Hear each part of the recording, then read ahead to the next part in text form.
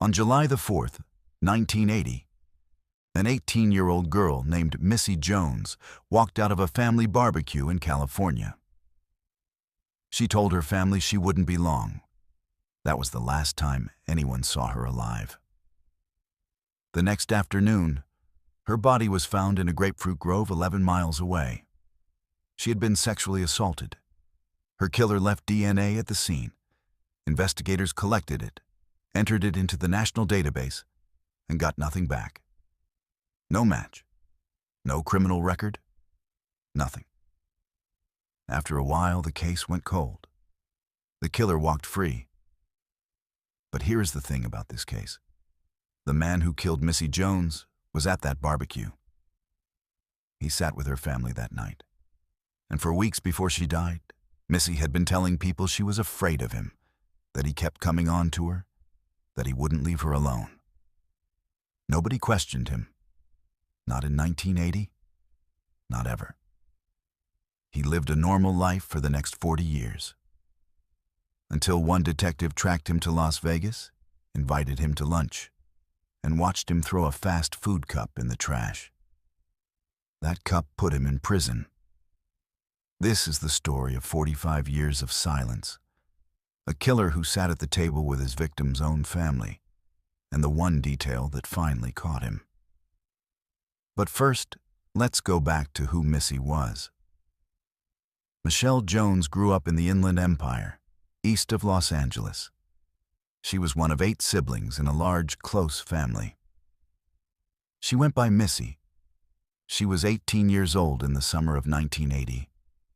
The people who knew her described her the same way: feisty, warm, protective.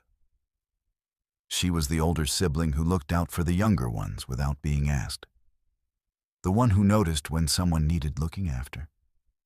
Her sister Melissa put it simply years later. She would take care of everybody. I remember her taking care of the younger siblings. She had her own style. She had a smile people remembered.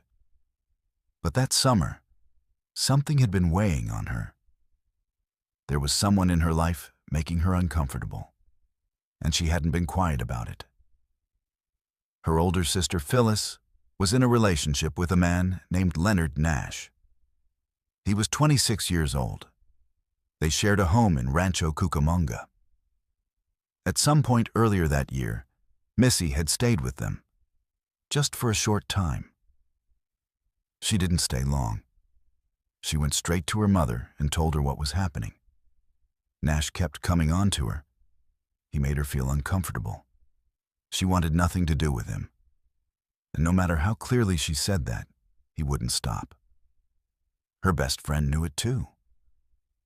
One afternoon, sitting together at a park, Nash's name came up. The change in Missy was immediate. She didn't look uneasy. She looked afraid.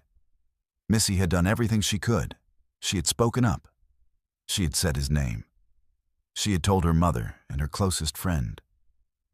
And then she went on living her life. What else could she do? That summer, the whole family was gathering for a 4th of July barbecue at Nash's house, July the 4th, 1980. The Jones family came together at the Rancho Cucamonga home Phyllis and Nash shared. It was a summer holiday. Food, family, the whole day ahead of them. Missy was there. At some point that evening, Nash left. Where he went, nobody could say for certain. Phyllis had planned to go with Missy and Nash to another event later that night, but she was too tired. She stayed home. Later that evening, Missy left too. Kimberly was 11 years old. She watched her big sister step out the front door. Blue skirt, blue top. Missy said she would be right back. The next afternoon, July the 5th, 1980, at around 4:40, a body was found in a grapefruit grove near Live Oak and Santa Ana Avenues in South Fontana, California. 11 miles from the house where the family had been together the night before. The young woman was naked. Her head was covered in dirt. Her dress and pantyhose had been removed. She had been sexually assaulted. She was 18 years old, and she had never made it home from the night before. Fontana police launched a full investigation. The last person known to have been with Missy was a man she had been dating. He was arrested. He gave a detailed account. He said he picked her up after the barbecue. They had spent time together, and he dropped her off at her home in Pomona at around 4:30 in the morning. He passed multiple polygraph tests. Investigators checked his story. It held up. He was ruled out and released. During the autopsy, investigators collected forensic evidence. They swabbed the victim. They made a DNA slide and preserved it. But this was 1980. The technology to process that DNA didn't exist yet. There were no cell phones, no security cameras, no digital records of any kind. What they had was a crime scene and a DNA sample they couldn't yet use. One by one, the leads dried up. The case went cold, and across every interview and every hour of that original investigation, the man Missy had been afraid of was never once questioned. Leonard Nash had been at the party. He had left that night under circumstances nobody could account for. His girlfriend was Missy's own sister, and he was never brought in. Not in 1980, not in the months that followed. Not at any point. He was just the sister's boyfriend. He wasn't on anyone's radar. The morning after Missy disappeared, before anyone even knew she was gone, Phyllis was moving through the house. She went to the upstairs bathroom. She pulled back the shower curtain. Nash's suit coat was hanging there. On the coat was a foxtail, a dry barbed grass weed that grows in fields across Southern California. It attaches to your clothing when you walk through rough, dry ground. She went to the bedroom closet. His shoes were there, caked in mud and dirt. Phyllis was 19 years old. She didn't know what to make of it. She told her stepfather what she had seen. She assumed he would pass it along to police. He either didn't, or nobody followed up. That coat, that foxtail, those muddy shoes. They sat there while the investigation stalled, the file was closed, and the years passed. The family moved often after Missy's death. Both of her parents grew old without ever getting an answer. They died without knowing who had killed their daughter. And every year, through all of it, the family still celebrated Missy's birthday. She never stopped being their sister. Phyllis held what she saw in that bathroom for 40 years. The coat, the foxtail, the mud on those shoes. A detail that might have changed everything. And for 4 decades, she never told anyone who could act on it.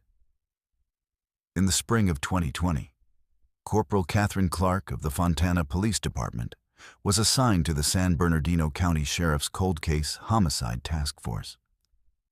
She had a clear way of thinking about old cases. She described it herself. Cold cases are about closing all the open doors you find in the file. If you can walk through a door, you walk through it. You close it, and you move on. Missy's file was one of the cases waiting on her desk. Clark worked through every man connected to Missy's life. She ruled them out one by one. The man arrested in 1980 had long been cleared. Others were eliminated through methodical follow-up. She moved through the list until she reached a name the original investigation had never properly addressed. Leonard Nash. She had received information that pointed her toward Phyllis, who was now in her early 60s and living in Arizona. In June 2020, Clark drove to Arizona and sat down with her. That conversation changed everything. For the first time in 40 years, investigators heard about the suit coat in the shower, the foxtail, the muddy shoes. They heard about the harassment, about what Missy had told her mother, and about the fear her best friend had seen on her face. None of it was in the original case file. Clark knew what she had. Now she needed his DNA. The autopsy evidence had already been sent to the Riverside and San Bernardino CALDNA laboratory. A DNA profile of the killer had been built and entered into CODIS, the National DNA Database. No match. Nash had no criminal record. His DNA wasn't in any system. The only way to link him to the crime was to get a sample directly from him, without him knowing why. Clark's team called Nash. They kept it casual. They asked if he remembered a woman named Michelle Jones. He said he did. He'd call them back. When he called back, Clark and her team were heading to a Thai restaurant for lunch. They invited him to join them. Nash said he needed a ride. They agreed to pick him up. Before they left, the plan was simple. Pick him up, sit him down, buy him a meal.